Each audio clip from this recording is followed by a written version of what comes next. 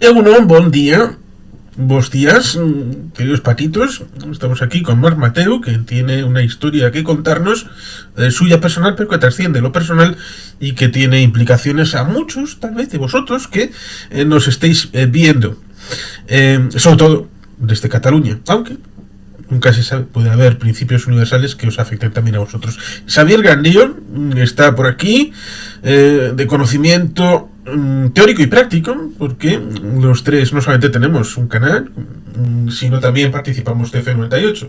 Así que bienvenidos seáis. Muy buenas. Un placer estar aquí. En principio la propuesta es, como se podría decir, ¿por qué dejé de ser independentista? Que sería la propuesta respecto de ti, de Marc Mateu. Y eso ameritaría una pregunta directa inicial. ¿Cuál es tu fecha de nacimiento? 2002. 21 de marzo de 2002, por concretar. Bien, anoten para felicitaciones, que eso siempre es agradable. Bueno, pues 2002, entonces, cuando llega el momento de que el señor Artur Mas convoca elecciones en 2012, tienes 10 años. Exacto. O sea, todavía yo podríamos decir era muy pequeño, ¿no? Entonces, ¿cuál ha sido tu aproximación personal? Bueno, yo me acuerdo el año 2012, por ejemplo, lo que es la política, a mí todavía no me interesaba, porque obviamente con esa edad un niño pues está con otras cosas, ¿no? No se preocupa por cosas políticas. Mi primer contacto, mis primeros destellos fueron un poco cuando tenía 13 años. En 2015 puede que todavía estaba más, me acuerdo, ¿no? Que ya había pasado, creo, la consulta del 9N y no era algo que en ese momento yo hubiese estudiado mucho, ¿no? Pero sí que era algo que bueno, el presidente Mas pues lo conocía, era el típico presidente que habías visto durante toda tu infancia, y a lo largo del tiempo, después de que se fue Mas, vino Puigdemont, ¿no? Empezó pues a interesarme cada vez más a nivel político, es decir, a partir de ahí la política ya me empezó a interesar, como con Estados Unidos, y en Cataluña, por ejemplo, yo siempre me sentí más representado por lo que era pues el sentimiento catalán nacionalista, ¿no? O más directamente en ese entonces fui más allá independentista, porque bueno, pues consideraba que debido a mis tradiciones, a mi lengua, y no solo eso, sino también una ineptitud por parte del gobierno central de resolver cuestiones que estaban afectando a Cataluña, pues que la mejor solución era la independencia de Cataluña, ¿no?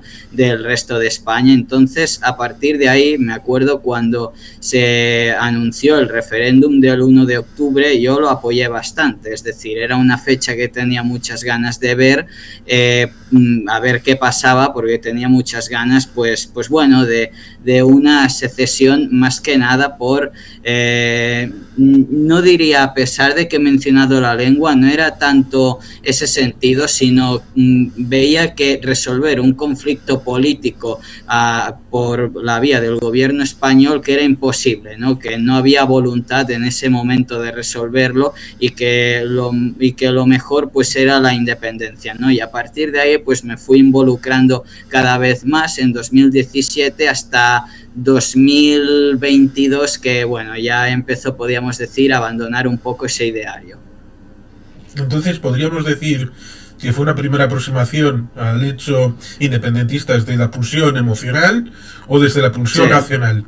El hecho de tema de las emociones, de los sentimientos, que pudiera ser desde el vector agravios, por ejemplo, desde el ámbito del Estado español, o primero tuviste conocimientos de alguna lectura que pudiste hacer. ¿Cuál fue la primera aproximación? Bueno, la primera aproximación he de decir que pese a que fue por esto, ¿no? Por al final, por el ninguneo que hacía en ese momento el gobierno de España, sí que fue algo bastante emocional, sobre todo con el paso del tiempo, una vez ya pasado el referéndum del 1 de octubre, creo que en Cataluña hasta gente no independentista le marcó mucho que la policía pues directamente agrediera, ¿no? A personas que fueran a votar, que bueno, podía ser un referéndum ilegal, pero al final era un referéndum que mucha gente fue a votar porque creía en eso, ¿no? Y ver cómo a tu propia gente pues la golpeaban simplemente por ir a votar a una urna, a mí eso me indignó, ¿no?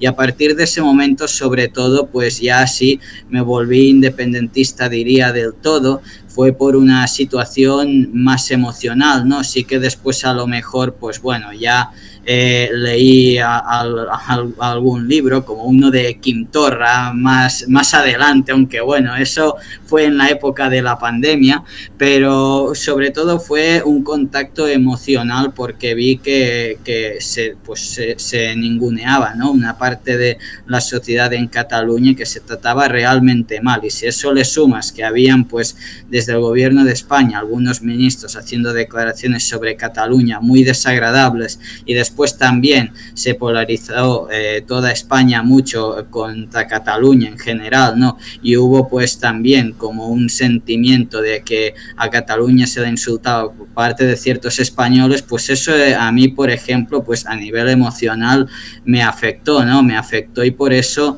en ese sentido me volví independentista, ¿no? Durante mucho tiempo lo fui, puede aproximadamente desde 2017 hasta 2022, ¿no? Que ahí pues bueno, lo contaré más adelante, pero marca un poco mi punto de inflexión. Sí, y es interesante, a la par que otro elemento que señalar. En esa emocionalidad tenía más aspectos de la vida cotidiana, de el precio de las cosas, de lo que podías hacer a través de tus instituciones o que tu ayuntamiento podía dejar de hacer porque podía no tener recursos suficientes, o había de la épica de 1640, del Segadors, del 11 de septiembre de 1714, las fechas históricas, de las personalidades como Casanova, o eso vino después.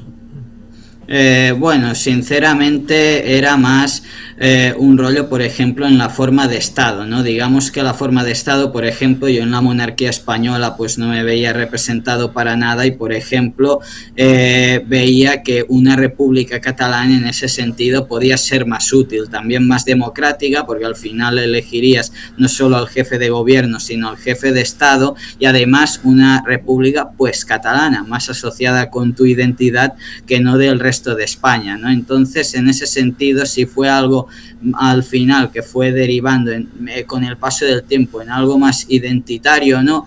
Y bueno, sí, a lo mejor había cosas que uno decía, hombre, es que en Cataluña hay ciertas cosas que uno no puede hacer porque somos una comunidad autónoma, ¿no? Si el día que somos un Estado lo podemos regular, pues esta situación a lo mejor mejora o puede cambiar, ¿no? Entonces sí que, por ejemplo, tener un Estado propio, tú lo pensabas y decías, pues molaría bastante la idea, sería bastante interesante que pasara eso, porque aparte de que te representa más, puede haber también un sistema más democrático que este inmovilismo que ha habido en España durante tanto tiempo, ya no solo en la jefatura del Estado, sino, por ejemplo, en la Constitución, ¿no?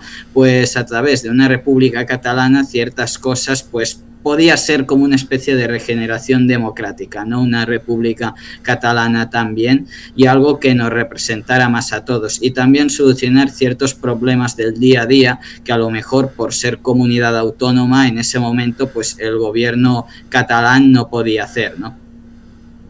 Obviamente, Javier, puedes intervenir cuando quieras, ningún problema.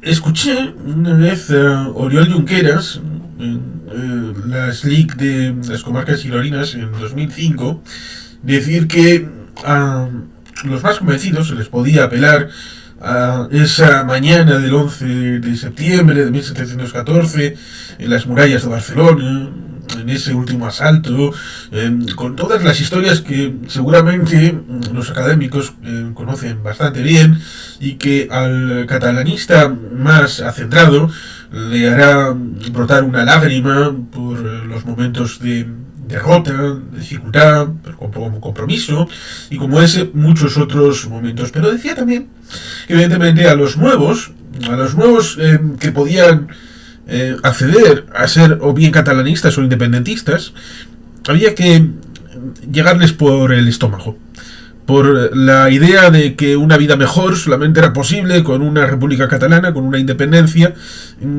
¿Cómo ves esta idea que tenía Oriol Junqueras y por qué no ha funcionado? Porque es evidente que el plan que tenía en aquel momento, como dijo, que Esquerra tenía 23 escaños y se daban 2 años para llegar a las siguientes elecciones, que en teoría iban a ser en 2007, al final no fueron en 2007, pero daba la idea de cada uno de los votantes de Esquerra en las últimas elecciones que eligiera a otro más. Y en el siguiente año otro más. Y por tanto, Esquerra pasaría a 46 y de ahí a 69. Y entonces tendríamos una mayoría absoluta en el Parlamento, pudiendo condicionar la declaración de independencia. Con lo cual no se aleja tanto a lo que aparentemente se hizo con esa declaración fantasma con 70 escaños en el Parlamento. Por lo tanto, ¿cómo ves este asunto? Tanto la propuesta como el fallo. Bueno, la propuesta en su momento creo que a una gran parte de la sociedad catalana nos encandilaba, decíamos, está muy bonito, es muy bien, nos lo creímos, las cosas como son, pero después, pues bueno, ves que sinceramente fracasó, ¿no? Fracasó porque al final también el apoyo a la independencia, pese a ser elevado, tampoco creo que fue excesivamente, es decir, no fue de un 70%, por ejemplo, ¿no? Al final era, podríamos decir, media Cataluña dividida contra otra media Cataluña, y hacer una independencia así causas, yo creo, un estrago, ¿no? En una sociedad. Entonces fue difícil de articular. Si eso creo que le sumas la desunión que hubo en el seno independentista en esos días, después también años, ¿no? Que se acabó de fraguar, pero esos días que fue un poco de incertidumbre, yo me acuerdo, porque cuando se hizo lo del referéndum, algunos decían, bueno, Puigdemont, claro, el gobierno español amenazaba con el 155 y Puigdemont estaba por convocar elecciones anticipadas, ¿no? Para que supuestamente no lo aplicaran o declarar la DUI, ¿no? A mí siempre, ya cuando era independentista, me pareció que declarar la DUI no llevaría a ningún lugar, porque ningún gobierno te reconocería, el gobierno español te aplicaría el 155 y acabaría, ¿no? Y acabaría así, y hasta gobierno destituido, nuevas elecciones para el cabo de unos meses y ya está. Y fue así, yo siempre fui defensor en una minoría, porque bueno, la gente se dejó llevar mucho por la emocionalidad, y era una minoría en ese momento de convocar elecciones, yo era favorable a eso, ¿no? Pero no, hicieron lo otro y creo que fracasó. Bueno, está a la vista, ¿no?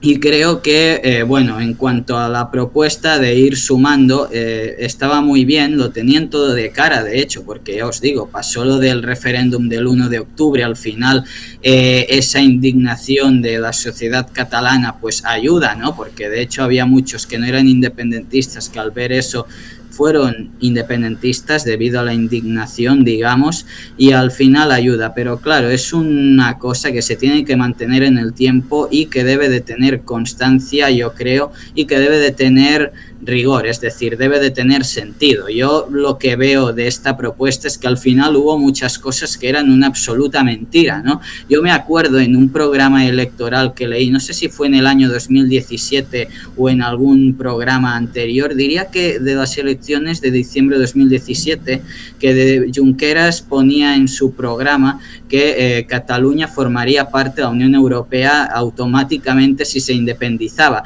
Claro, yo eso me lo tragué en un principio, pero no porque fuera tonto, vamos a ver, es decir, era un chaval joven, ¿no? Muy joven, era adolescente, no era ni mayor de edad. Al final mis conocimientos políticos y también de derecho no eran los que son hoy en día, y era una persona mucho más emocional, ¿no? En todo. Entonces al final, como tú veías esos líderes independentistas también como personas. Yo me acuerdo que a mí hubo un momento que Puigdemont y Junqueras me caían muy bien y su gobierno, vamos, lo tenía en un pedestal, ¿no? Y ya os digo, entonces me creí todas esas propuestas y claro, creo que mucha gente también se las creyó, no solo a sino varias, ¿no? De ir sumando, de que se puede hacer todo, declarar unilateralmente y aquí no pasa nada, sortear podríamos decir, varias leyes y la Constitución española en sí. Y claro, después al final cuando se hizo, pues fracasó.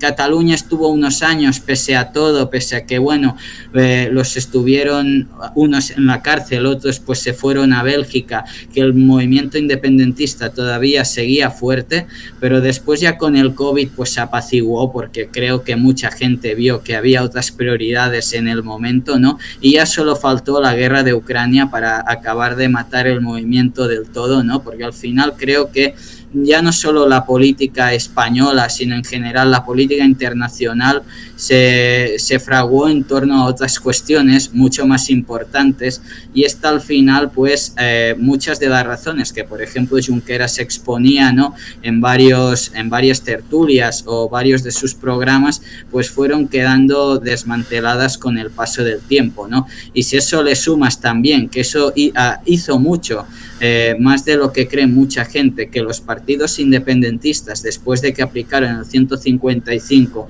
fueron por separados a las elecciones, hubo evidentes discrepancias entre Puigdemont y Junqueras. Bueno, la CUP, que siempre estaba ahí, que no hacía mucho, ¿no? Pero estaba ahí, pues especialmente entre Puigdemont y Junqueras, pues la gente eso le decepcionó, ¿no? Porque esperaban que tuvieran altura de miras y que un movimiento independentista pues se alzase contra, digamos, el Estado español que los oprimía, ¿no? Ese era el argumento, y mucha gente vio que al contrario, que fueron cada uno por su lado y por intereses electoralistas.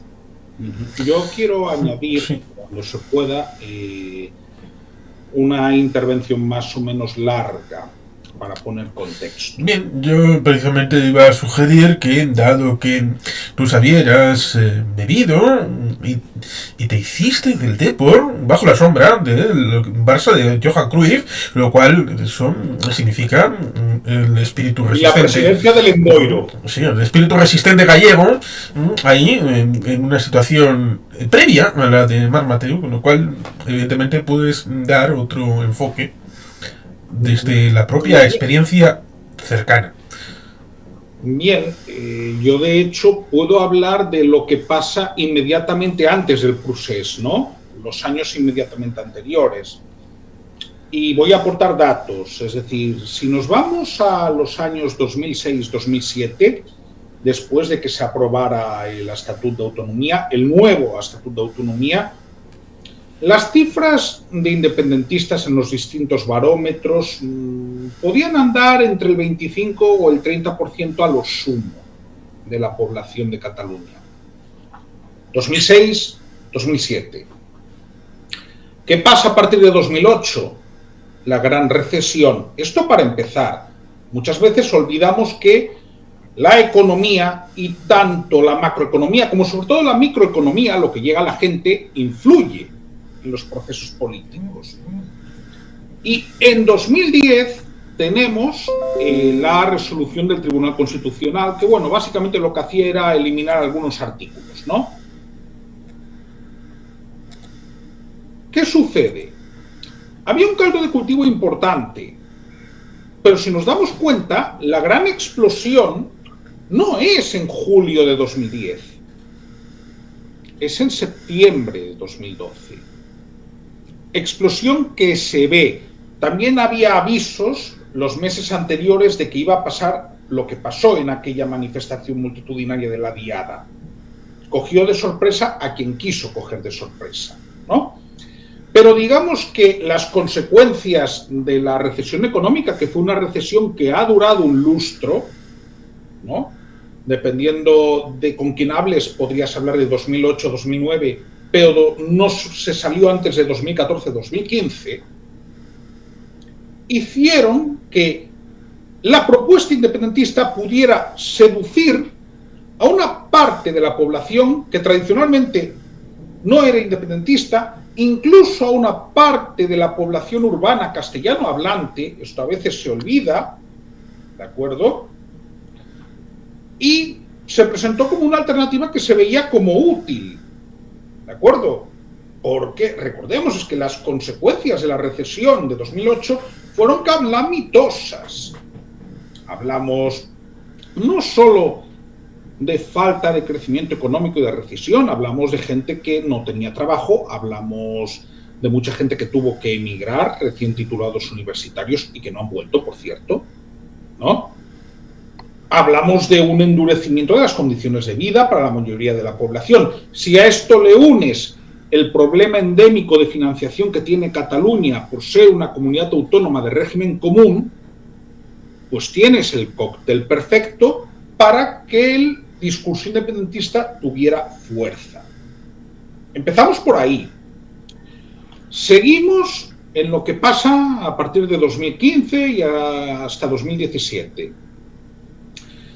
Cuando se plantea el referéndum, tengo que decir, yo obviamente estoy a favor del derecho de autodeterminación, que se planteó de una forma, a mi modo de ver, demagógica y torticera por parte de las autoridades catalanas en aquel momento, porque ellos sabían perfectamente que se estaban pasando la Constitución por el arco de triunfo con las leyes de desconexión, lo sabían, les avisaron los letrados del Parlamento de lo que estaban haciendo. Eso en un ayuntamiento es un caso de prevaricación de libro, ¿de acuerdo? Quisieron dar un órdago. Tengo la sensación de que porque tampoco se podían echar atrás. Y digo esto porque, Juan Carlos, tú conoces, como militante del PNV, cómo fueron aquellas negociaciones que intentó hacer Carles Puigdemont con Mariano Rajoy para convocar elecciones en 2017 antes de que se aplicara el 155. Lo digo porque era el PNV el que estaba mediando, ¿no? Y cómo Puigdemont no lo hace, no porque no quisiera hacerlo, sino porque se le encabritan sus bases. Esto es también muy importante comentarlo, ¿no? Hasta qué punto entidades como la Asamblea Nacional Catalana o Òmnium Cultural eran las que realmente estaban marcando la agenda en aquel momento, ¿no? Porque si no, no entenderemos por qué CiU hace lo que hace y acaba subsumiéndose en Junts pel Sí, que luego es Junts per Catalunya. No entendemos tampoco por qué, sí, la emocionalidad de los días posteriores al 1 de octubre fue muy grande, pero yo quiero recordar que en diciembre hubo unas elecciones en las que el voto a partidos españoles ganó en términos absolutos, no en términos parlamentarios, pero digo esto entre otras cosas porque el independentismo va de elecciones autonómicas plebiscitarias en 2015. ¿De acuerdo? Y digo esto también porque alguien se acordará de él, Antonio Baños, ¿no? Nada sospechoso de españolista, cuando decidieron, tras una asamblea en la que empataron a votos, ¿no? Y luego tuvieron que reunirse para desempatar en Poblenou, que no iban a apoyar a Artur Mas y que tenía que ser otra persona, dijo, no, el plebiscito no lo hemos ganado.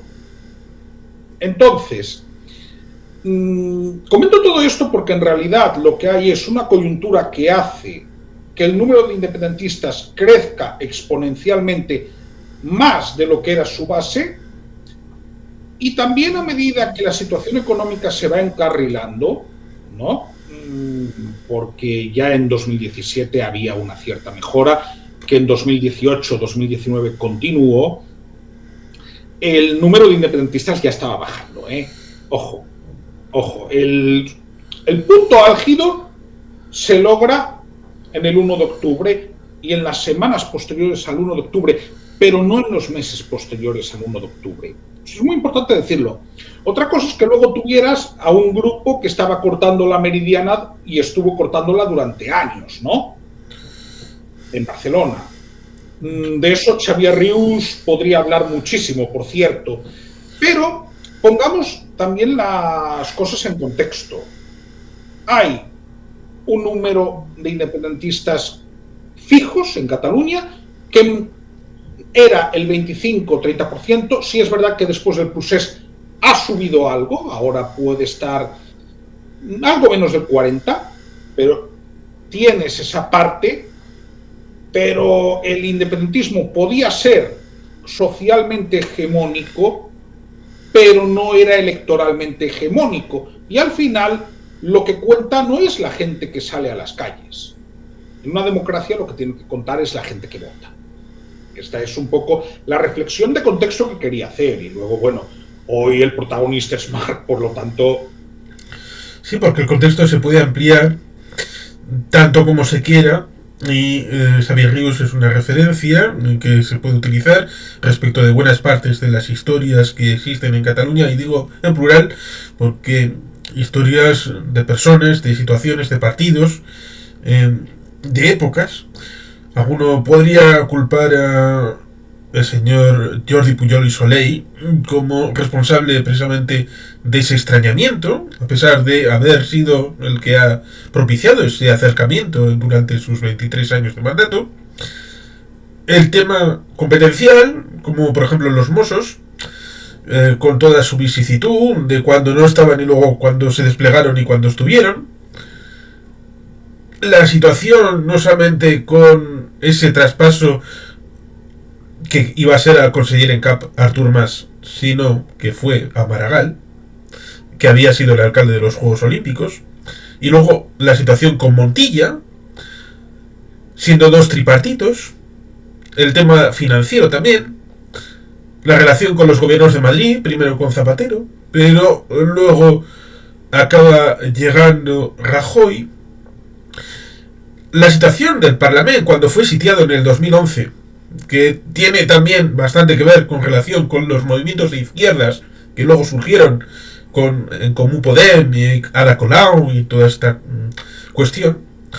El referéndum ese de 2014 de Artur Mas, con el abrazo, con el de la CUP, la situación con la petición primera, que era de pacte fiscal del 2012, que luego llega a convertirse en otra cosa.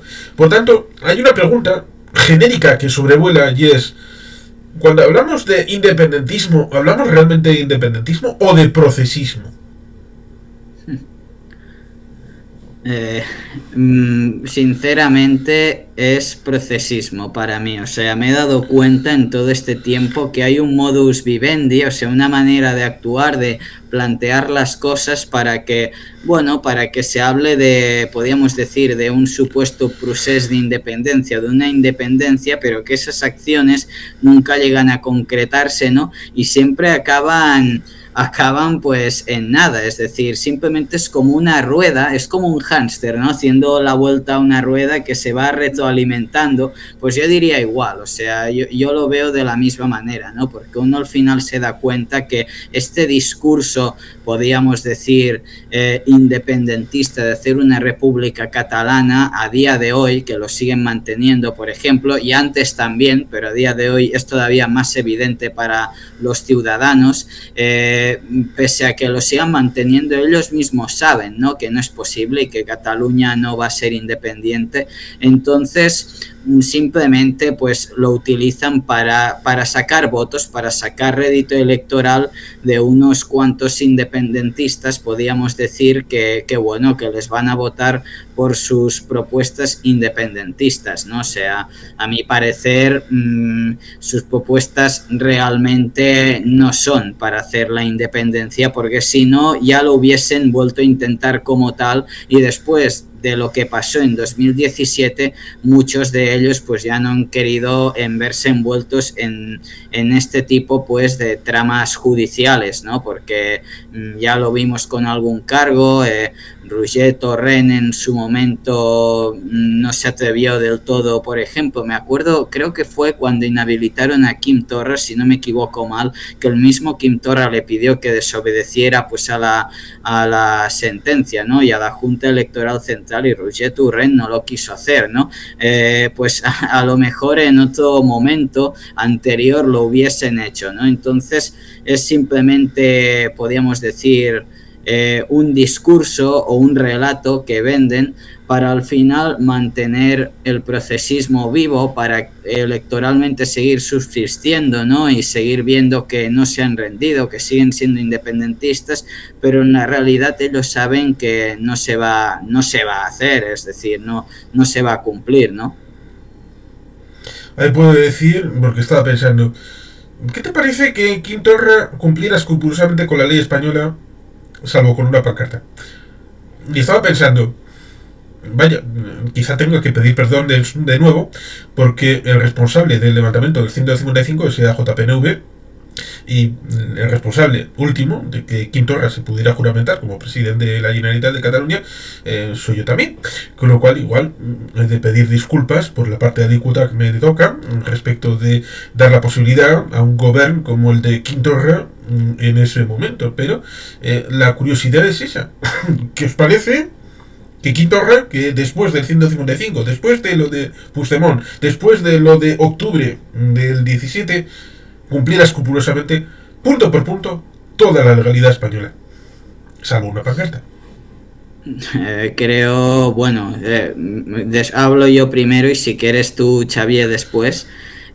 Simplemente, bueno, creo que es un síntoma, ¿no?, de lo que he dicho ahora antes, que bueno, que al final pues mucho discurso, mucho relato, pero tampoco lo iban a hacer. También decir que Quim Torra, creo que él como presidente tenía iniciativa de hacer algo, pero al final estaba solo, quiero decir, era un presidente que colocaron ahí porque no pudieron investir a Puigdemont, a Jordi Sánchez ni a Jordi Turull, ¿no? Que recordemos, Jordi Turull hicieron la primera sesión de investidura, después la primera no lo invistieron por mayoría absoluta, y después pues lo volvieron a detener, ¿no? Entonces tuvieron que investir a Quim Torra, y Quim Torra era un presidente que estaba ahí y que estaba más solo que la una, es decir, todo el rato parecía que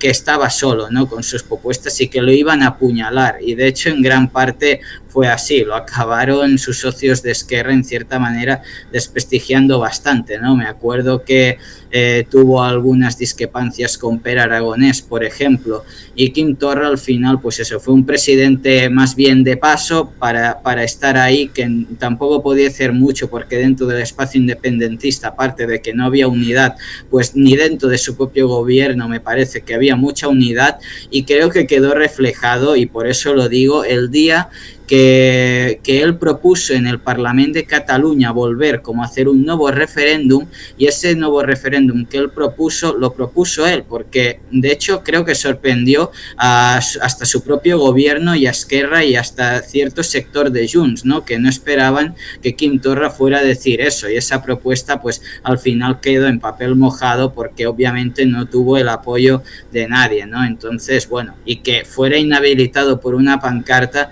creo que después de todo hasta alguno lo podía considerar ridículo, ¿no? Porque, bueno, quedar inhabilitado por eso, sinceramente, pues no sé, es decir, quita la pancarta, ¿no? Pero bueno, simplemente fue algo de simbolismo, que creo que quiso mostrar simbolismo, y finalmente pues fue inhabilitado por mostrar ese simbolismo. Yo sobre todo creo que su presidencia fue básicamente simbólica en cuanto al independentismo, porque acciones concretas más bien pocas, ¿no?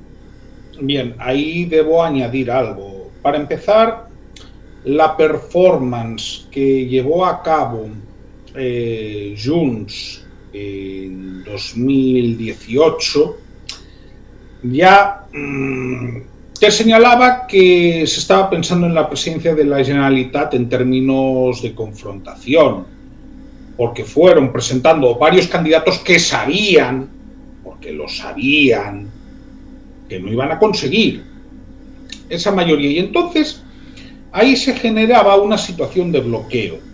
Entre otras cosas porque, recordemos, quien propone candidato a la presidencia de la Generalitat es el presidente del Parlamento. Es decir, esto es importante recordarlo, ¿no? Porque quien propone candidato a la presidencia del gobierno de España es el rey.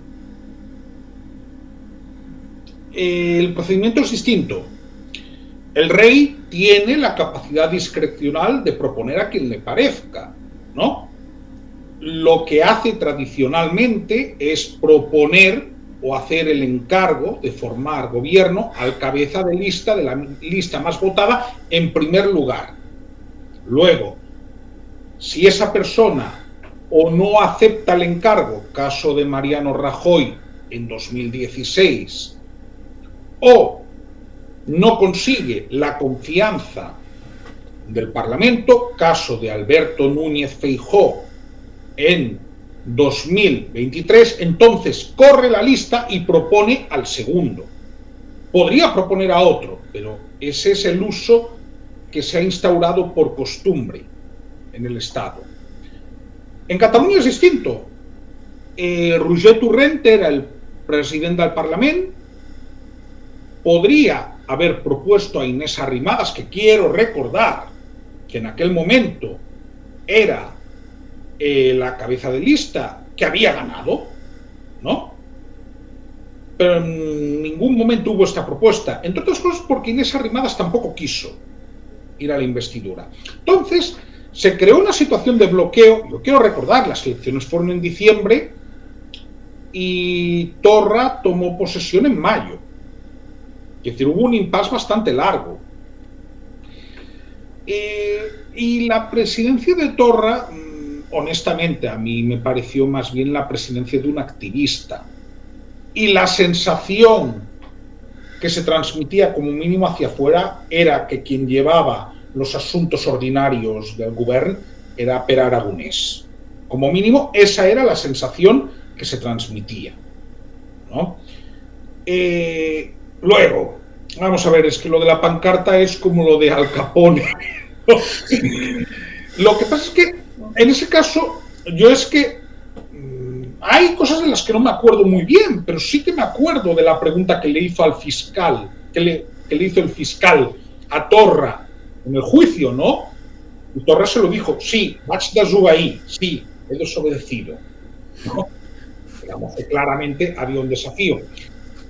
¿Qué sucede?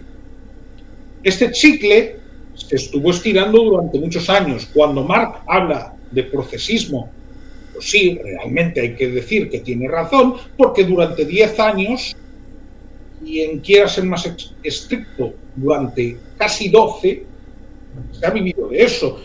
Y de hecho, yo solo diría que el procesismo quedó muerto y enterrado en mayo de 2024, no antes. En el momento histórico en el que el Parlamento de Cataluña, desde 1980, entre el PSC, el PP y Vox, tienen una mayoría absoluta que no es operativa para hacer un gobierno, pero sí es operativa para que los demás sean una minoría. Correcto, sin contar que el tema de los comuns, su electorado no es mayoritariamente independentista. No. Que efectivamente ahí la pregunta que cabría hacer es entonces cómo se definiría el independentismo y cómo se definiría el procesismo, ya que pareciera que son dos cosas completamente distintas. Quizás habría que preguntarle a Alfons López Tena, que era un independentista de primera hora, que de hecho había sido miembro de Solidaritat Catalana per la Independència, ¿no? Un grupo divertido, ¿no? Con Joan Laporta, sí, y Muriel Beltrán. Pero que ya en 2017 no se creía mucho la historia.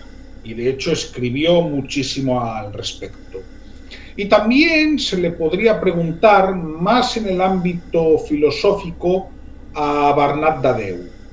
Yo creo que estas dos referencias podrían explicar mucho de cómo el independentismo en un determinado momento se convirtió en un modus vivendi o en un modo de hacer política indeterminado en el tiempo, ¿no? O indefinido en el tiempo, más bien. Sí, efectivamente, lo que has comentado es plausible respecto de lo de Pere Aragonés. ¿Cómo lo viviste tú, Mar, desde dentro? Porque hay una persona que lo vivió desde Waterloo. Esta persona que piensa en el relato, en una forma de construir, siempre pensando en él, y todo debe figurar respecto a él, hasta el punto actual respecto de la amnistía, porque llevó a Cataluña hasta el borde. Él no saltó, pero muchos saltaron y han estado imputados con problemas judiciales. No digo que él no estuviera, pero el salto hubiera sido no solo declarar durante 16 segundos la independencia, sino ejercerla, que eso sí es definitivamente lo que uno puede considerar completamente ilegal. Como dice Xavier Rius, puedo entender que lo mismo que Mario Draghi diciendo voy a hacer todo lo que haga falta para sostener el euro y será suficiente, que fue solamente una declaración, hizo estabilizar los mercados, que al fin y al cabo el mercado es una persona que compra y vende. Por lo tanto, una declaración, a pesar de que no tenga contenido, de Puigdemont puede desestabilizar los mercados y desestabilizar Cataluña y desestabilizar el Estado español. Con lo cual eso tiene consecuencias a pesar de que no sea un hecho de lo que hizo, y ahí se le podría llamar cobarde o incluso traidor, en la acepción que uno puede hablar de un Donald Trump pidiendo a Rusia que rompa los servidores del Partido Demócrata y de Hillary Clinton en el 2016 para servirse información para su campaña. Ese relato de lo que sucedió en 2017, olvidando que las elecciones que has recordado, que se negoció que iban a ser el día 20 de diciembre del 2017, que fueron el 21, las elecciones del 155 a las que se apuntó todo Dios, y en las siguientes el PDeCAT fue por libre, hasta el punto de que esos votos del PDeCAT eliminaron la posibilidad de que Junts fuera la primera fuerza del campo independentista barra soberanista barra separatista barra procesista, y eso le dio la pie a Pere Aragonés a ser la primera fuerza. Y ciertamente enlazo con lo que has dicho. Desde fuera, por lo menos desde tu punto de vista, Xavier, has dicho que Pere Aragonés era el gestor de los asuntos de ordinario. Con lo cual, el relato que tal vez Pere Aragonés hiciera de esa composición del lugar después de las elecciones de 2021 sería que la naturalidad ha tomado cuerpo, y el de Puigdemont sería la traición ha impedido que él siguiera mandando. ¿Cómo lo ves, Mar? Bueno, yo la verdad con esto que pasó concretamente en 2021, y yo sí creo que ahí el PDeCAT es obvio que le perjudicó, ¿no? Es decir, en esas elecciones el PDeCAT al final hizo que pues Laura Borràs no gobernara. También es verdad que al final, estábamos en un momento, ¿no?, que podíamos decir Esquerra era en cierta parte mejor vista, ¿no? Siempre había esa competencia Junts-Esquerra, que al menos en las generales Esquerra sí se impuso, ¿no?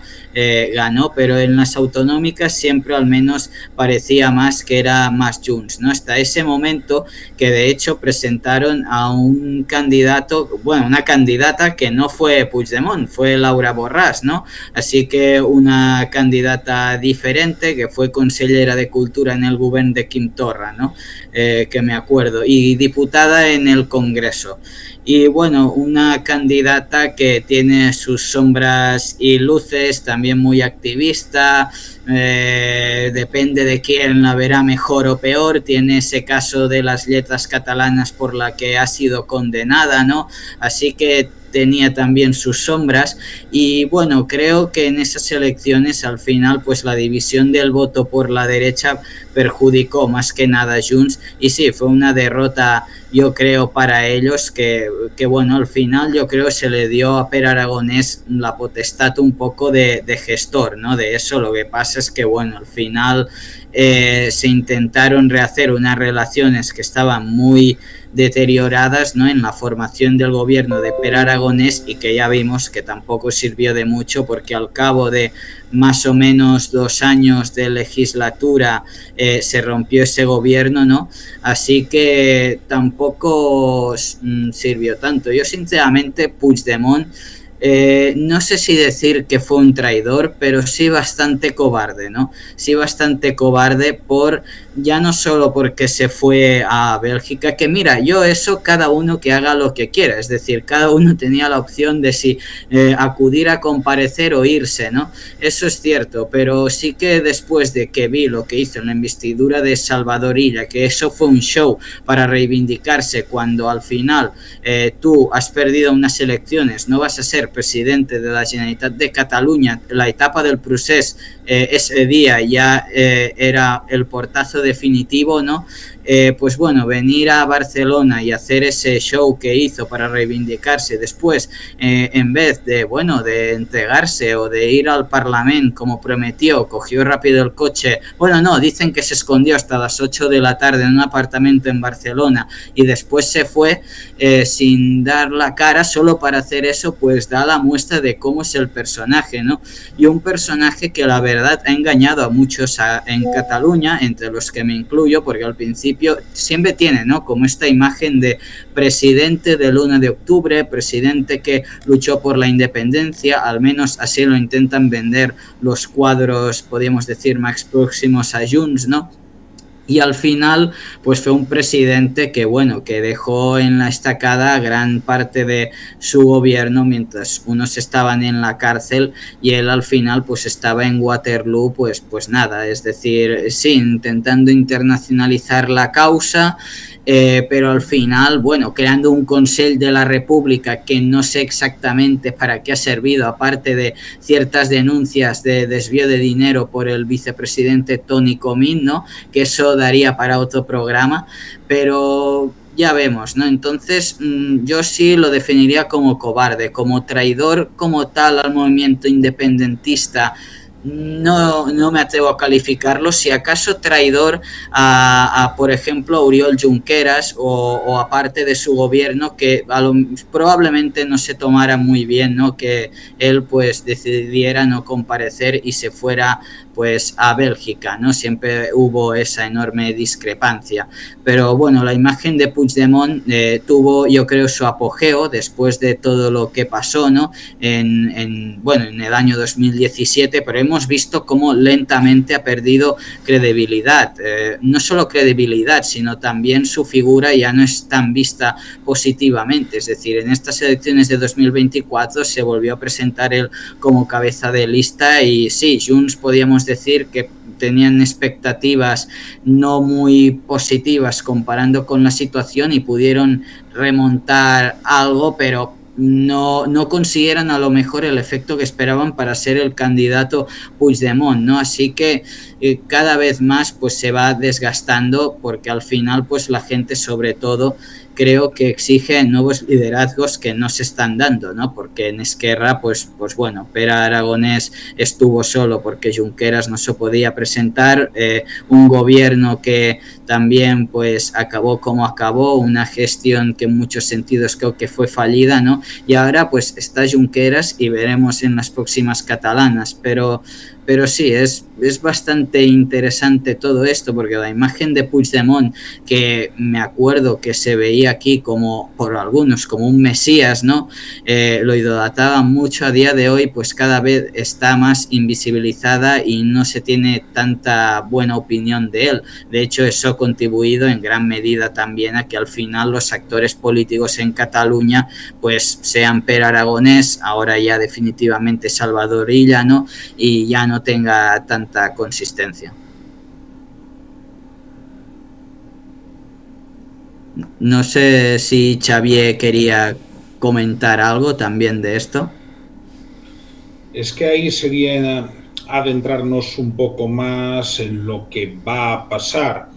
Realmente, Carles Puigdemont, yo es que siempre he tenido la consideración de él como un político bastante vulgar, Pero es que, ojo, ya la tenía en 2016. Entonces, así como Artur Mas era una persona que, bueno, había estado en la administración y había empezado, de hecho, de director general, ¿no?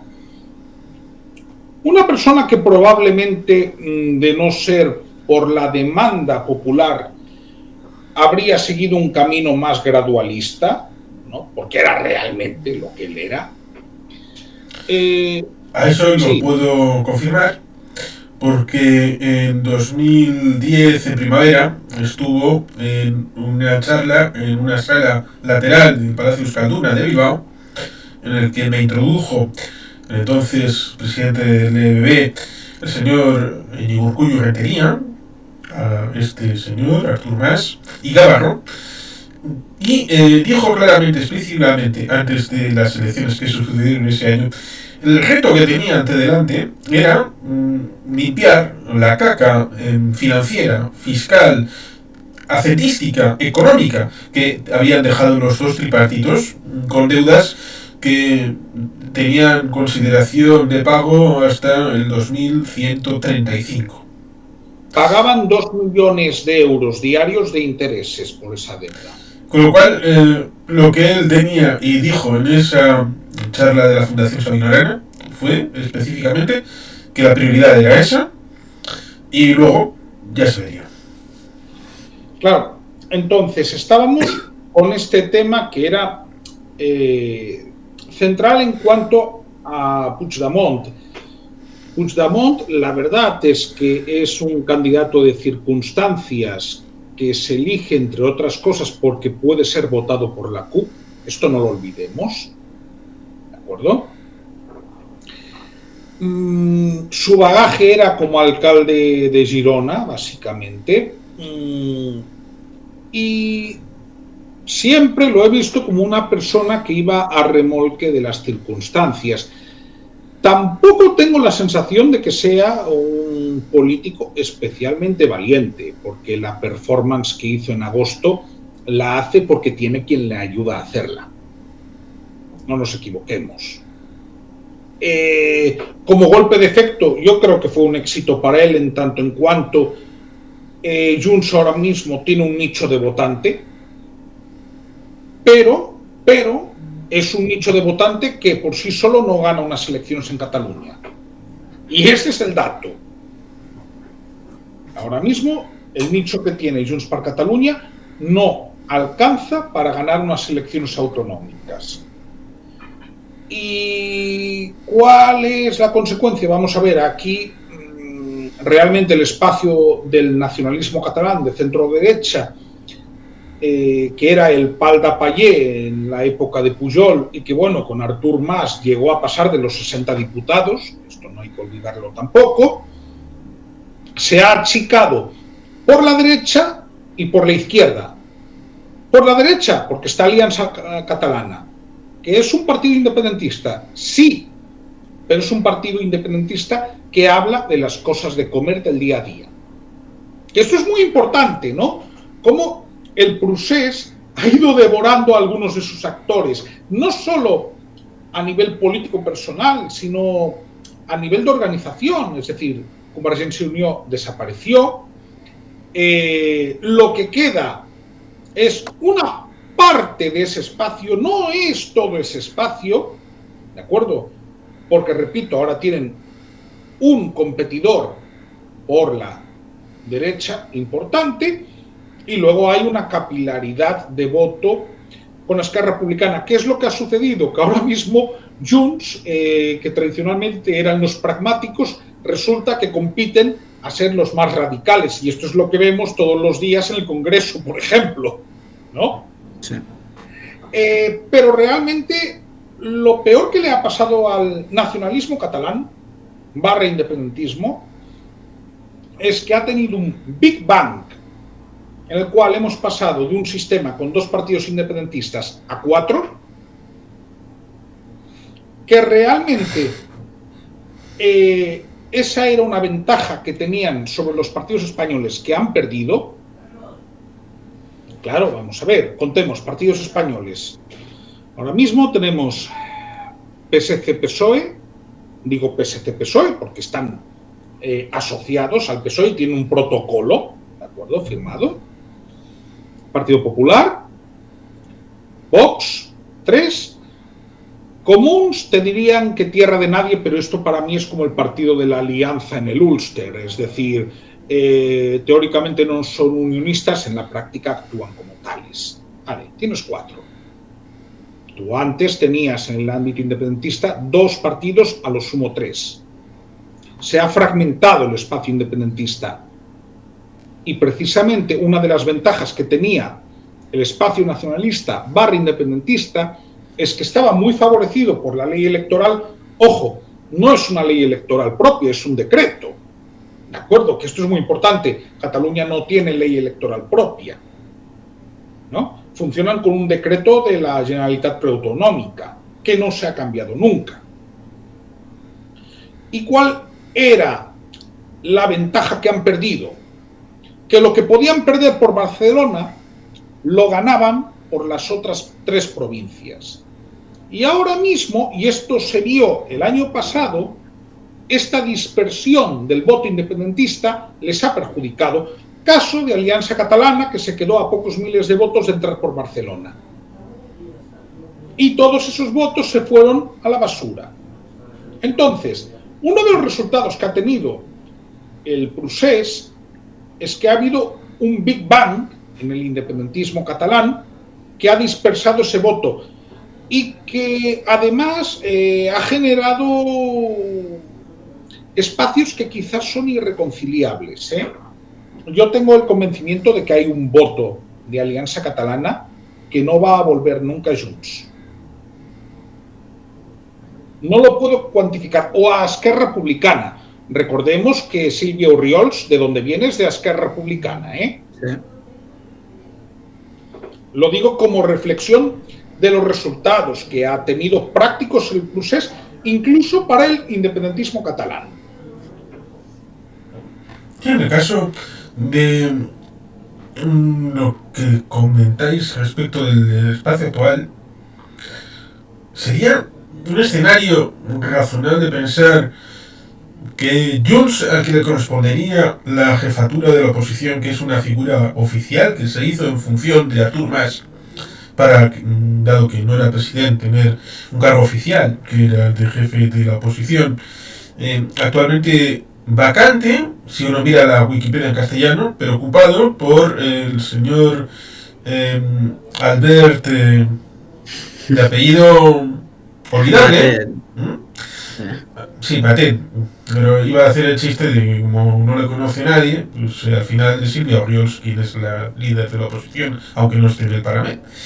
Pues tiene esa situación en la que tiene a Puigdemont, a Albert Batet, y tienen el vacío más grande, porque ahí tendría que ocuparse del día a día y de hacer oposición al gobierno con propuestas alternativas. Y luego está Esquerra, que Esquerra es pata fundamental para que los presupuestos puedan salir, fue importante para que ella saliera adelante, pero da la sensación de un nuevo tripartito, lo cual a ese duelo de suricatas entre Junts y Esquerra, cómo queda Esquerra respecto de eso.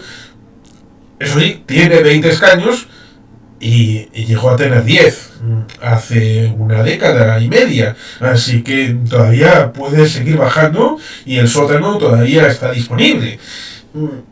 Y siguen teniendo ese problema de no ser mayoría y de haber perdido la mayoría absoluta y de no tener capacidad de articulación de un discurso, porque claro, el proceso ha desaparecido. La independencia no la van a proponer, sobre todo porque los dos dependen de Madrid de sus negocios con Pedro Sánchez, y si no es Pedro Sánchez es Abascal con Feijóo, con lo cual, como dice el escenario, sobre todo de tomar.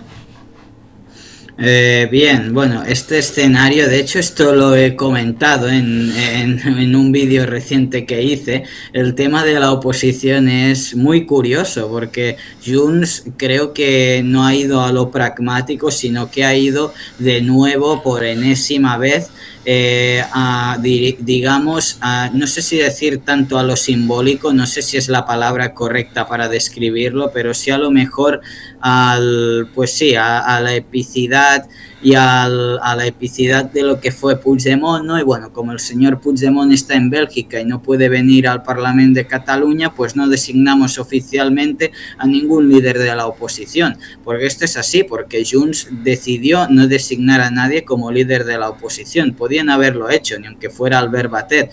Albert Batet, bueno, es el portavoz parlamentario, sí, pero oficialmente no es el líder de la oposición. Además fue alcalde de Valls y ¿qué queréis que os diga? Es decir, para mí de portavoz parlamentario tampoco es que sea el mejor, ¿no? Pero bueno, eso ya es otra cosa. Pero creo que cometen un grave error porque tendrían una oportunidad de establecerse como alternativa, de ver que al final el proceso ha muerto, porque es algo que es evidente, que antes ya de las elecciones autonómicas, viendo resultados electorales de municipales y generales, creo que ya se venía viendo, es decir, se veía venir que cuando hubiese catalanas esto pasaría, pero creo que, pues bueno, siguieron nadando en aguas, pues en su mundo, ¿no? En aguas un poco desconocidas y no hicieron nada para remediarlo, ¿no?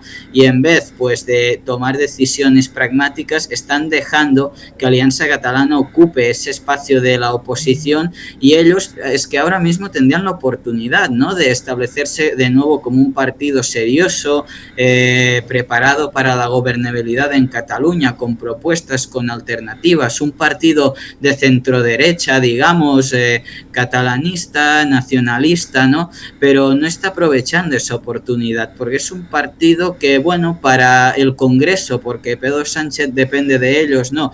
Pues sí, se oye hablar de ellos, pero después en Cataluña muy poco se oye hablar de ellos. Se oye hablar a Salvador Illa, porque obviamente es el presidente, y después a Sílvia Orriols, ¿no? O sea, esto es de facto así. La Alianza Catalana ejerce de oposición, por tanto esto a Junts se va a perjudicar como no arregle esta situación en un futuro, y Alianza Catalana por otro lado pues le está beneficiando mucho, ¿no? Y no me extrañaría que en un futuro de aquí 4 años, 3, cuando sean las próximas elecciones catalanas, Alianza Catalana pase de 2 diputados a bastantes más y en vez de ser el último partido de la Cámara, pues sea el quinto o el cuarto. No me extrañaría para nada porque a nivel social en Cataluña cada vez, por ejemplo, yo veo más gente que Alianza Catalana se la está planteando votar, hasta gente que en su momento dijo, yo este partido lo veo muy radical, pero claro, hablan, son inteligentes, se definen desde mi punto de vista como independentistas,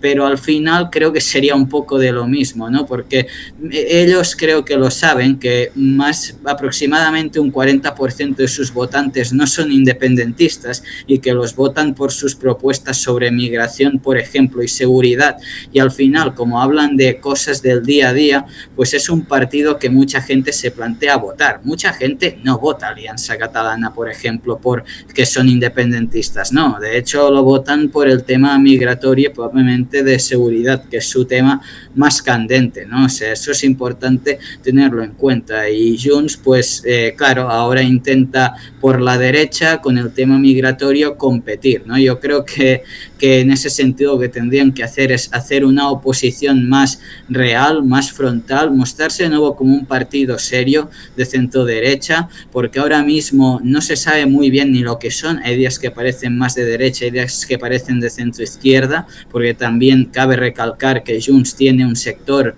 que es de izquierdas, de hecho es oficial que hay un sector así. Entonces primero tendrían que establecer muy bien, más bien su ideología, y después pues venderse con esta imagen, porque escorarse a la derecha en el tema migración creo que es una batalla perdida. Creo que al final la Alianza Catalana en este sentido pues no va a perder ese voto, ¿no? Por el tema migratorio. Sí que puedes hacer propuestas en migración más contundentes, pero no siempre intentar competir por a ver quién es más radical, sino ser un partido que creo que es compatible, moderado de centro derecha, pero en propuestas migratorias decir, tenemos un problema y hay que solucionarlo, ¿no? Y no mirar para otro lado. Entonces, eso sobre la situación. Sí. No, básicamente esto es importante escuchar a quien ahora mismo vive sobre el terreno. Desde fuera sí te puede parecer que quien está haciendo de oposición de facto es Alianza Catalana y donde está puesto el foco es ahí. También añadiría únicamente el hecho de que Alianza Catalana, cuando habla de cuestiones económicas, porque también habla de eso, suele mojarse bastante más que Junts. Por ejemplo, habla de eliminar el impuesto de sucesiones, cosa que Junts no lo tiene totalmente claro, o habla, por ejemplo, abiertamente de bajar impuestos y eliminar burocracia. Junts está en un momento en el que tiene que decidir si se hace mayor y si tira hacia un lado o hacia otro. Lo normal, por su votante medio, incluso me atrevería a decir que por sus cargos a nivel municipal, es que acabe siendo un partido de centro-derecha convencional. He visto en los últimos meses algunos gestos que irían, por ejemplo, en ese camino, sobre todo del grupo municipal de Barcelona.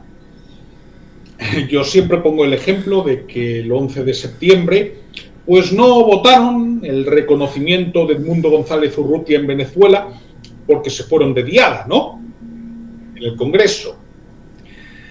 Pero un par de meses después sí que votaron a favor de una moción sobre Venezuela en el Ayuntamiento de Barcelona. Parece que poco a poco, en algunos aspectos, Junts intenta alinearse con lo que tendría que ser un partido de centro-derecha convencional, intentando ocupar el espacio que ocupaba CiU, que ocupaban los dos partidos de la Federación CiU, mejor dicho, ¿no? Porque Unión Democrática tenía ya una relación histórica consolidada con Eusko Alderdi Jeltzalea, que venía ya de la Segunda República, ¿no?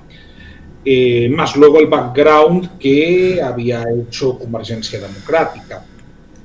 Pero sí es cierto que por el momento quien está en el foco como líder de la oposición de facto y solo tiene 2 diputados es Sílvia Orriols. Y esto lo reconocen incluso en los medios de comunicación españoles, ¿no? Tú pregúntate una cosa. Cuando Jiménez y Los Santos, en su programa, pone el foco en Sílvia Orriols y no lo pone en Puigdemont, la Alianza Catalana puede estar contenta. Voy a plantear una hipótesis, y es que el procesismo mató al independentismo. Lo mismo que podríamos hablar de aquella canción de en la radio, el líder de, bueno, el de Radio Kill de, bueno, ya esa, de hace 40 años, que Mark no la escuchó en la radio ni de coña porque es más joven. Bueno, pues el procesismo remitiría a una binarización de la política en la que aquellos que estén a favor solamente tienen que decir sí y los que estén en contra decir que no, y aquellos que desde la rausa pueden poner emocionalidad pueden decir sí a la independencia y combatirla, pero por detrás tendríamos todos los elementos que han ido desde esos finales de los años 90, el final del mandato del Pujol, con la dificultad de la expedición de los Mossos y de las sedes que se fueron abriendo, la competencia de tráfico y muchas otras cosas que fue difícil hacerlo, y que solamente la ventana de oportunidad de la minoría de Felipe González en el 93 y de Aznar en el 96, en esos años 90, permitieron hacer lo que le gustaba del país alcoba, de negociar en Madrid, de intercambiar cosas, y que tiene todo ese background de las causas de resquemor y causas de queja y de agravio. Cuando todas esas quejas, que son una ristra como si fuera de ajos, las resumes en independencia sí o no, Entonces, no tienes por qué estar argumentando, no tienes que crear un elemento de conocimiento, no tienes por qué explicar a nadie por qué el tema del presupuesto, o del parlamento, o del aeropuerto, o del puerto, o de las carreteras, o del tren, o de... No tienes por qué explicarlo ni adentro ni afuera. Y le estás facilitando al otro de que no tenga por qué explicar por qué no hay carreteras, por qué no hay una financiación justa, por qué no está el tema del puerto, por qué no el aeropuerto. Simplemente te dicen, ¿no? Estos quieren independencia, nosotros no, porque sois españoles y muchos españoles. Con lo cual, esa simplificación eliminó de raíz la posibilidad de un independentismo real, de base, de conocimiento. Y esa sería una hipótesis que dejo aquí para que la valores, Marc. Bueno, yo personalmente sí que creo lo que habías dicho al inicio, que el procesismo al final acabó, ¿no? Con el independentismo. Creo que es algo obvio porque, a ver, al final la mentira puede aguantar un tiempo, pero no aguanta siempre, ¿no? Y de hecho aquí me remito un poco a mi historia personal porque al final yo pues sí, fui muy independentista, me lo creí todo durante un largo tiempo, bla, bla, bla, ¿no? Pero llegó 2022, ¿no? Y cuando empezó la guerra de Ucrania, claro, yo había ciertos partidos políticos independentistas blanqueando, por ejemplo, al régimen de Putin, ¿no? Y eso para mí era inconcebible, ¿no? Y también, bueno, desde Junts, pese a que no sea blanquear, había ciertos cuadros sospechosos de apoyar a Putin, ¿no? Y algún miembro, pues sí, mostrando pues su apoyo más a Putin. Y yo ante eso, y ante que al final uno debe entender que a día de hoy el orden geopolítico creo que pide otras cosas, pide más bien unión, que no pues una independencia unilateral donde no te reconozca nadie, pues me fui dando cuenta, ¿no? Me fui desengañando a mí mismo y fui dándome cuenta que muchas de las propuestas, por ejemplo, que hacían los independentistas, pues eran más bien falsas o no eran muy concretas o era un poco en tierra de nadie, ¿no? Y también que a veces eran muy hipócritas, ¿no? Entonces, en ese sentido, pues bueno, creo que, por ejemplo, en mi caso, al final, pues dejé de serlo con el paso del tiempo, ¿no? Al ver muchas falsas declaraciones, muchos engaños, y tal, me desengañé del todo y yo sinceramente pues prefiero que no Cataluña no sea independiente, no, también por lo que supondría a nivel económico, que creo que no se habla tanto a veces de lo que supondría una ruptura de estas características no pactada, ¿no? Y todo, y bueno, prefiero al final vivir en un país que sea miembro de la Unión Europea y que forme parte de la OTAN también, debido al momento en el que estamos. Acto seguido, los independentistas, procesistas, bueno, como queráis calificarlos, han sido pues bastante hipócritas también con algunas otras causas que ha habido en el mundo, ¿no? A veces, bueno, sí que ha habido mucha solidaridad, por ejemplo, con Euskadi, cuando también hay movimientos que apoyan la secesión de Euskadi, pero ha habido en otros casos que pues, por ejemplo, no han apoyado, ¿no? Este tipo de movimientos nacionalistas, o hay algunos sectores que se han burlado diciendo que, escuchen, nosotros nos hemos de preocupar de Cataluña y lo que pase a los otros que forman parte de España pues ya se apañarán, ¿no? Y también pues por parte de algunos me hacía gracia que ahora analizándolo, ¿no? Que decían que España era un estado fascista. Hombre, si tan fascista era, pues bueno, sí que hizo cosas mal, pero hombre, no me lo compare, ¿no? Con una dictadura fascista. Quiero decir, si tan fascista fue, ¿cómo es que les permiten presentarse a elecciones y participar libremente y decir las cosas que dicen, ¿no? Sobre romper con España? Quiero decir, una hipocresía por su parte brutal. Y al final yo creo también, y me remito a lo lo que hablaba Xavier sobre Ciudadanos, creo que en ese momento, yo que era independentista, no me di cuenta en el año 2017, me he dado cuenta después de que había muchos ciudadanos que no eran independentistas, que estaban cansados de esa imposición del lazo amarillo aquí todo el rato, de poner en las calles un montón también de lazos al final, ¿no? Una simbología al final que se imponía también en todos los lugares por parte de estos colectivos, que aquí cada uno obviamente puede pensar lo que quiera, pero sí que es cierto, y eso me consta de primera mano. Lo que pasa es que yo en ese momento pues era independentista y era como que me cegaba un poco a mí mismo, ¿no? Pero era muy bien cierto, porque yo lo viví. Al que no era independentista se le señalaba, se decía que era un español de bueno, ya me entendéis, ñordo, insultos de estos que tampoco hace falta decir, porque simplemente no eres independentista, lo cual, bueno, después estar con el discursito de queremos hacer una república catalana para que sea más democrática y señalar a alguien solo por el simple hecho de que no es independentista y se siente español, o bueno, simplemente no comparte tu idea, ¿no? Pues es lo más antidemocrático posible. Entonces yo creo que ahí se produjo una reacción por parte de estos no independentistas de cansancio general, de que siempre me han de decir esto es lo que soy, de que soy lo peor, de lo otro, ¿no?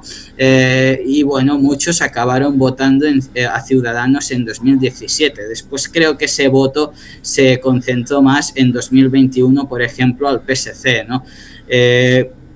Porque en verdad lo analizas y creo que Cataluña, el clima social que se respira hoy en día es muchísimo mejor que en esos años, porque yo ahora me acuerdo de esos años, era infumable, es decir, cortes de carreteras, gente señalando a otra, que el otro es un facha, ¿no? El otro es lo otro. Claro, al final esto para la convivencia también es muy contraproducente, ¿no? No había en muchos aspectos respeto, y creo que por eso pues también al final Ciudadanos y el PSC en su momento ganaron, ¿no? Por el descontento de todas estas personas que no se veían y representadas ya no solo en el hacer de estas otras personas independentistas, sino también desde el mismo gobierno catalán, que también al final, por ejemplo, Quim Torra, siendo más activista que en otra cosa, también, pues bueno, podríamos decir que hacía que estas actuaciones él las animaba, ¿no? En vez de llamar un poco a la calma y a la convivencia. Entonces creo que al final todo fue un cóctel explosivo, ¿no? Que acabó, bueno, al final pues creo que la realidad fue la que fue. Creo que el independentismo en Cataluña con sus argumentos pues se fue desinflando por discrepancias, por esto, también porque surgieron otros problemas en el mundo como la COVID y la invasión de Ucrania, que plantearon que había cosas más importantes de las que hablar, y en el debate mediático del día a día este tema fue perdiendo trascendencia, ¿no? Y mucha gente pues al final pues dejó de ser independentista y dijo, ¿sabes qué? Yo no quiero complicarme la vida tampoco, quiero vivir mi vida, simplemente quiero vivir bien, estos nos han engañado, por tanto no les voy a apoyar más, ¿no? Y creo que en este sentido un poco, y este procesismo pues ha hecho que pierdan la credibilidad, porque hubo un momento que la credibilidad la tenían muy ganada, ¿no? Por parte de ciertos sectores de la sociedad catalana, y a día de hoy pues lo han perdido por siempre alimentar esta rueda que nunca ha llevado absolutamente a nada, ¿no? Simplemente a repetirse, proponer cosas que a lo mejor ya se habían hecho, nuevas cosas que todo el mundo sabe que no van a funcionar, y al final esto ha acabado matando al independentismo poco a poco. Lo hemos visto en cada elección, es decir, en municipales, después en generales y finalmente en las autonómicas, ¿no?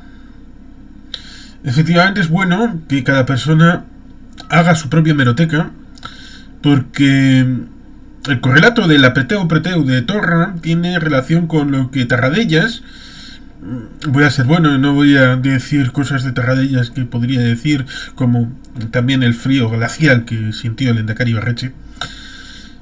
Y ciertamente Torra decía aquello de: yo no puedo declarar independencia, no puedo hablar de la independencia, no puedo avanzar en la independencia, pero vosotros, diciendo a la ciudadanía, podéis hacer una manifestación delante de la plaza de San Jaume y pedírmela.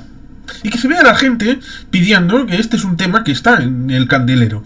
Lo mismo que Lula en el 2002, cuando el Movimiento Sin Tierra pensaba, bueno, ya hemos ganado.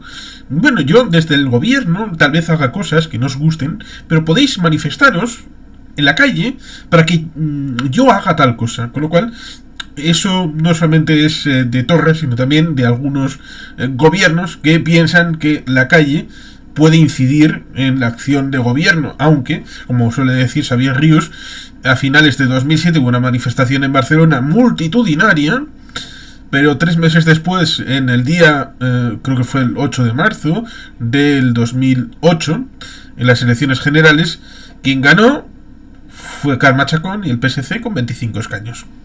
Con lo cual, aquello que estaban reivindicando contra el PSOE, contra el PSC, pues al final la gente votó PSOE, votó PSC en Cataluña.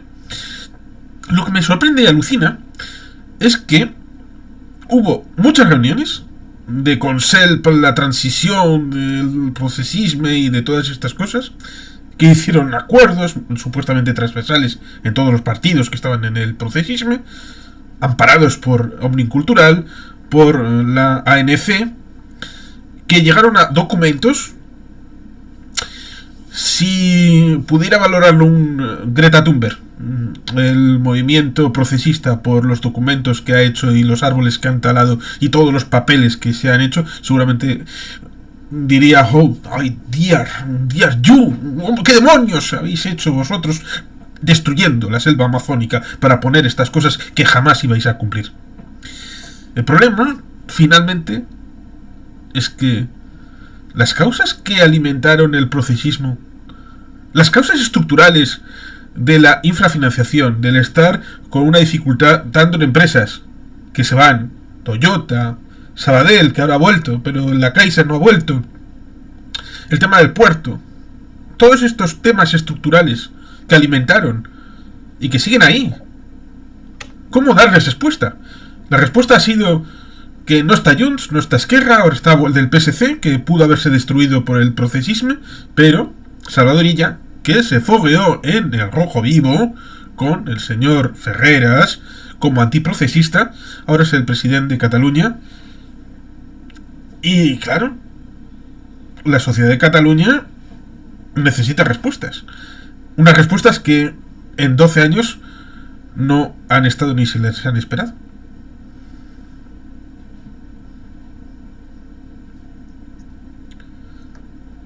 Por lo menos como catalán tú requerirás ese tipo de respuestas, porque seguro que estos problemas, que ya estaban hace 12 años, los ves cotidianamente en tu actividad diaria, ya sea de transporte, infraestructuras, si has estado malito con el tema sanitario, el tema educativo, respecto de la educación más o menos formal o informal.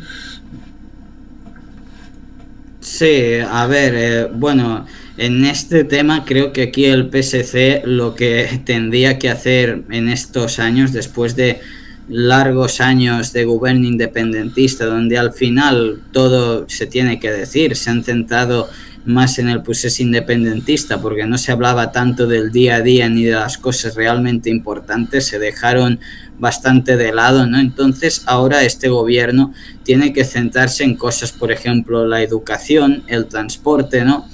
Por poner unos ejemplos. Y bueno, de momento es un comenzamiento tímido, por lo que veo, tampoco veo tantas cosas, pero yo, bueno, soy bueno en ese sentido y voy a darle tiempo al gobierno de Salvador Illa, ¿no?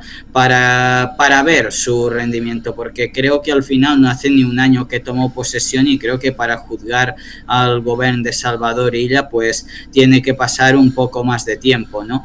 Pero sí que es cierto que al final este gobierno tiene la responsabilidad de, bueno, de librarse de estos 12 años y con problemas que han ido arrastrando estos años, pues Cataluña, y solucionarlos, ¿no? Estamos viendo, por ejemplo, creo la normalización institucional que está haciendo Salvador Illa con el resto de comunidades autónomas y con el gobierno de España, que estaban pues bastante mal, ¿no?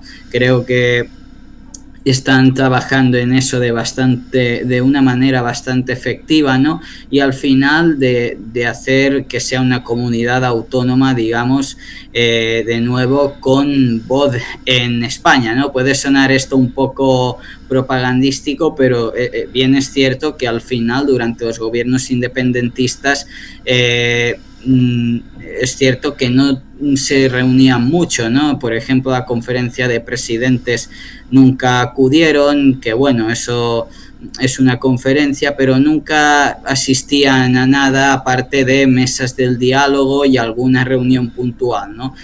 Con el gobierno de Pere Aragonés más, pero tampoco eran, siempre querían estar como apartados, ¿no? Bajo esta, podríamos decir, esta épica de bueno, de que queremos hacer la independencia. Entonces tiene ahora Salvador Illa bastantes problemas que solucionar, sobre todo en tema educativo, que los informes PISA no son para nada positivos. Se tiene que hacer una lectura de cosas a mejorar. Yo, como estudiante que soy ahora de manera online, pero no hace ni un año todavía estaba en educación presencial, pues veía que había ciertas cosas a mejorar, ¿no? Como, no sé si decir, la atención a los alumnos o la misma disciplina de los alumnos, y cómo a veces los profesores explican también los contenidos que se dan, que a veces creo que podían ser más dinámicos. Entonces, en ese sentido, pues tiene bastante que hacer. Y si no lo hace, si el gobierno de Salvador Illa, pues por cualquier motivo se duerme o no cumple las expectativas, probablemente del electorado catalán, es curioso, ¿no?, lo que va a pasar. No sé si un gobierno de Alianza Catalana, no lo veo, al menos no de momento. Creo que es demasiado pronto, pese que va a tener, yo creo, en unos próximos años una subida espectacular. No lo acabo de ver, ¿no? Pero quién sabe, a lo mejor Junts de repente consigue volver, no lo sé, es muy pronto todavía para decirlo, pero igualmente no deben de dar nada por sentado, porque sin duda, pues al final pueden pillar votos los partidos de la oposición, ¿no? Aunque bueno, tiene algo a su favor, que a día de hoy el PSC es como de momento el único partido que parece como el más moderado, el más centrista, porque Junts está a medio camino, es decir, hace movimientos donde parece que se modera y de repente hace otros movimientos que parece que no, y como no queda muy claro lo que es y tampoco tiene una figura opositora en el Parlamento, pues no queda muy bien. Entonces, pues bueno, tiene el PSC eso a su favor y ya eso a su favor, ¿no? Pero sí que a largo término pues tendrá que responder a los retos que se plantean en Cataluña y que han quedado desatendidos a lo largo de todos estos años, ¿no? Porque, bueno, aquí en Cataluña al final creo que hay bastantes cosas que los independentistas en su momento pues no trataron. De hecho, el gobierno de Quim Torra, si no recuerdo mal, creo que en actividad legislativa fue casi nulo. De hecho, aprobaron de hecho una proposición, no de digamos de Junts o de Esquerra, no, fue del PSC. Imaginaros un poco el nivel, que en teoría estaba en la oposición. Por tanto, claro, un gobierno, por ejemplo, como fue el de Quim Torra, con poca actividad legislativa, pues fue un ejemplo de, hombre, pues que hay ciertas cosas que se tienen que mejorar, ¿no? Así que, bueno, en mi caso, independientemente de la ideología que tenga Salvador Illa y su partido, espero que mejore en Cataluña, que lo haga sabiendo que creo que lo tiene que hacer, es decir, que no se duerma en los laureles y que sepa que al final le han dado la confianza para un cambio, ¿no? Para un cambio real después de más de 12 años. Antes de pasarte la palabra, Xavier, para que se pueda entender tal vez la razón por la que alguien pueda no ir a la conferencia de presidentes, Marc, tú ahí detrás tienes unos pósters, cuadros, tal vez, de tu agrado, ¿verdad? Sí. Bien. Y los has decidido tú, porque te gustan a ti. Sí. ¿Qué te parecería si, en vez de decirlos tú, fuera decidido en la reunión del portal, en el que tú tuvieras voz, pero nosotros tuvieran la participación en la decisión de qué debe aparecer ahí y de si debe ser series, películas, ahí estaría parte del intríngulis.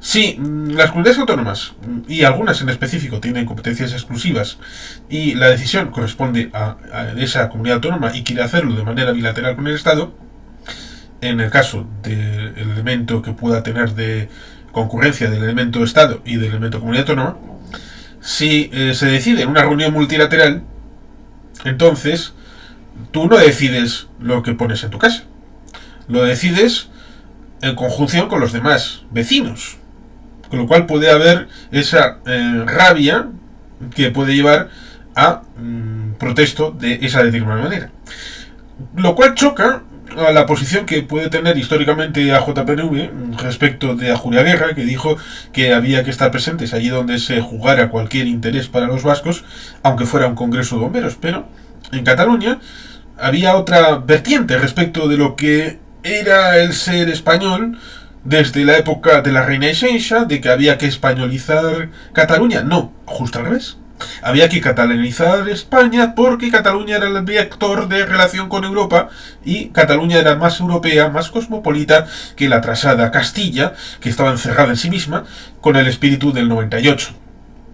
Con lo cual, por eso, quería decirte, para que vieras un poco por qué alguien puede llegar a tener esa idea de defender de una manera criticable, pero con un trasfondo que tal vez a veces se olvida o se pierde por el camino de quién toma la decisión y por qué.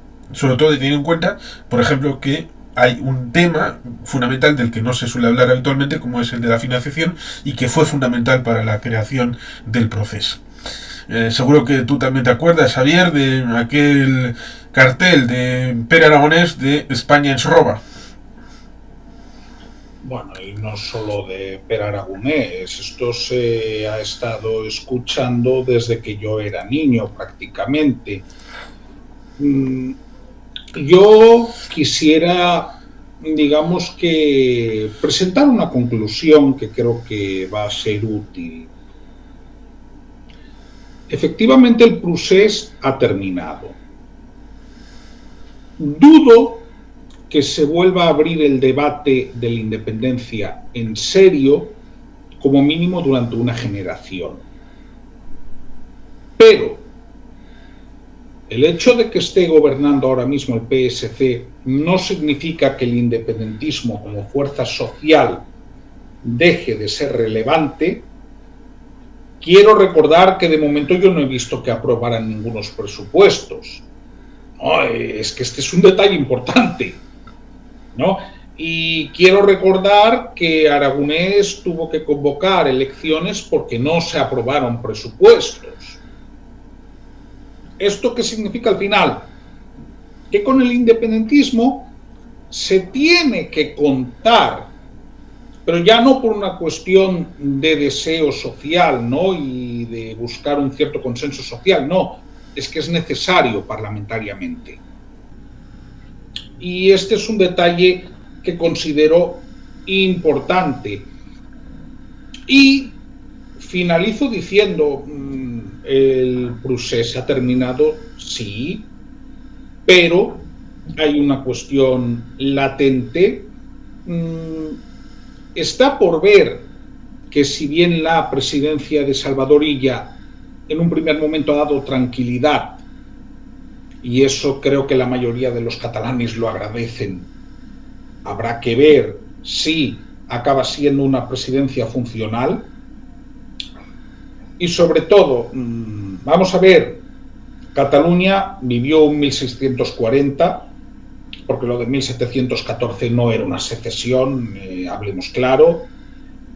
Vivió un 1931, lo de 1934 tampoco era una secesión, ¿no? Y eso también es importante decirlo cuando se habla de historia. Vamos a ver, Macià sí era independentista, Companys nunca lo fue. Y todo esto es útil para entender que este proceso ha acabado como ha terminado, ha acabado mal para el independentismo, mal en un primer momento para la sociedad catalana, y esto ha quemado esta opción, repito, por una generación, pero los problemas siguen estando encima de la mesa. El sistema de financiación autonómica, que es de todo punto ineficiente, y esto lo reconocen el resto de las comunidades de régimen común, que lleva caducado desde 2014, sigue siendo un problema. Y mientras determinadas cosas no se solucionen, ese clivage va a seguir siendo una patata caliente. Lo que veremos es cómo se gestiona. Pero yo al independentismo no lo doy por finalizado a largo plazo. Lo único que digo es que esa efervescencia que se vivió durante 12 años, dudo que se vaya a vivir en muchos otros años. Bien, perfecto. Supongo que para cerrar hay una pregunta que te debo hacer, amigo Marc, y es ¿cuál sería tu posicionamiento ideológico / identitario ahora? Bien, es complicado, ¿no? Es complicado porque dentro de lo que podríamos decir es normal, porque parece que todo tenga que ser blanco o negro a día de hoy y para mí no lo es, ¿no? Bien, yo personalmente obviamente creo que a día de hoy, viendo que la independencia no es posible y siendo lo más realista posible, ¿no? Pues también me gusta ser bastante realista y tampoco es que sea un nacionalista catalán exagerado, ¿no? De estos. Entonces, personalmente creo que lo mejor para Cataluña y lo más realista también posible, sí, es seguir formando parte de España, pero no en la situación actual, es decir, hay unos problemas en Cataluña como el tema de la financiación que, como ya habéis comentado, originó al final todo este proceso independentista, ¿no? De una manera u otra, y es un problema que no debe de quedar es decir, un problema que no debe de quedar sin resolver, debe de resolverse, ¿no? No va a tardar, yo creo, viendo cómo va todo, pero debe de hacerse, no importa en cierta manera cuánto tarde, pero que tampoco tarden demasiado al final, es decir, no me tarden 50 años o si puede ser 30 años, porque si no al final esto pues estamos siempre con la misma problemática y va a pasar factura. Entonces, bueno, me declaro catalanista porque al final, a ver, yo defiendo siempre cuando puedo la presencia del catalán, ¿no? En las instituciones tanto españolas como catalanas, evidentemente, ¿no? Pero dentro de España, ¿no? De una España que yo creo que al final, pese a que algunos tengan una visión de España completamente, digamos, única, en el sentido de que solo existe España y lo demás no existe, ¿no? Una versión creo que no se atiende a la realidad y a la diversidad que hay en España. Entonces mi posicionamiento sería soy catalán, creo que pues se deben de mantener las costumbres de aquí y beneficiar, o sea, trabajar para beneficiar a Cataluña en lo máximo posible, pero formando parte de una España donde todas las identidades que formamos parte de esta España se respeten, ¿no? Y haya un respeto común. Y eso lo digo también para cierta gente que a veces no respeta el catalán ni a los catalanes, que también he visto, ¿no? Y lo único que contribuyen es al final pues a crear, ahora no, porque tienen suerte que el independentismo se ha quemado con todo lo que ha hecho, pero si no, en otros años anteriores contribuiría a crear más independentistas, ¿no? Entonces creo que es importante tratarnos siempre todo con respeto y entender que España no es solo la visión típica española de un centralista de Madrid, ¿no? Y que España pues es muy diversa, ¿no? Y pues obviamente tenemos diferentes naciones y bueno, nacionalidades en concreto, ¿no? Entonces, por mi parte sería un poco eso, mi posicionamiento actual, ¿no? Bien. Y salvo que tengas algo que creas que debas decir ahora, que hayas dejado por decir y que sea importante el comentarlo para que no quede fuera de este conversatorio. Bueno, lo único que diría es que simplemente Sí, el independentismo, como ha dicho Xavier a día de hoy, pues creo que está bastante noqueado, pero no está acabado. Es decir, durante muchos años probablemente pues no sea un tema tan central, pero claro, se deben de solucionar los problemas que han llevado a que este movimiento adquiera tanta popularidad, ¿no? Y al final decir que, bueno, que pese a todo, espero que en estos años pues el clima sea pues más tranquilizante, no más tranquilizador, porque digo que se han vivido años bastante tensos, sobre todo en 2017 y 2018 también en cierta parte. Entonces, bueno, más que nada agradecer a ti, Juan Carlos, y también a Xavier por estar aquí. Nada, este era un apunte final, ¿no?, que quería hacer. Bien, pues solamente me quedaría reivindicar lo lejano, como son las lecturas, los libros, que la gente lea cuanto más mejor, diverso, que hagan hemeroteca, reivindicando ciertamente la búsqueda en la información, no solamente la más próxima, sino también la de años anteriores, y tirar de hilos para que cada cual pueda visibilizar la realidad de las cosas en un periodo de larga duración, para luego poder, de una manera forzada por la realidad informada, formada por el conocimiento desmenuzado, pero con la practicidad de haberlo hecho uno, entonces tener ya un posicionamiento, como seguro ha hecho el amigo Marc. Y ese sería mi cierre a este conversatorio, que agradezco a todos los que hayan llegado hasta aquí. Si hay alguna pregunta que a los que hayan llegado hasta aquí que quieran hacer a Marc, seguro que la pueden comentar en comentarios después, cuando esté esto ya subido. Así pues, pues muy agradecido, y estaremos en otras circunstancias.